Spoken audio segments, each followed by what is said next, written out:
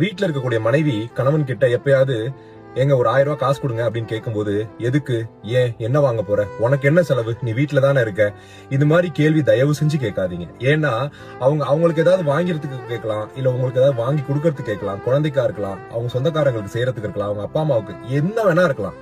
ஆனா அந்த காசை கேட்டா கொடுங்க. முடியலன்னா என்கிட்ட 1000 ரூபாய் இல்லம்மா 500 ரூபாய் தான் இருக்குன்னு சொல்லுங்க, போதும்னு சொல்லுவாங்க. அப்படி இல்லைன்னா பரவாயில்ல இருக்கட்டும்ங்க பாத்துக்கலாம்னு சொல்லுவாங்க. ஆனா ஏன்ற கேள்வி கேட்டீங்கன்னா அது தப்பானதா இருக்குங்க.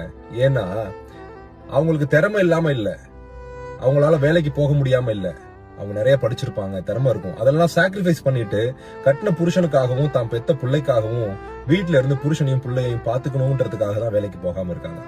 அப்படிப்பட்டவங்க காசு கேட்கும் போது கொடுக்கறது தாங்க சரியானதா இருக்கும். ஏன்னு கேட்டா அது ரொம்ப தப்புங்க. வீட்டுல இருக்கக்கூடிய மனைவி கணவன் கிட்ட எப்பயாவது எங்க ஒரு 1000 ரூபாய் காசு கொடுங்க அப்படின்னு கேட்கும்போது, எதுக்கு, ஏன், என்ன வாங்க போற, உனக்கு என்ன செலவு, நீ வீட்டுல தானே இருக்க, இது மாதிரி கேள்வி தயவு செஞ்சு கேட்காதீங்க. ஏன்னா அவங்களுக்கு ஏதாவது வாங்கிறதுக்கு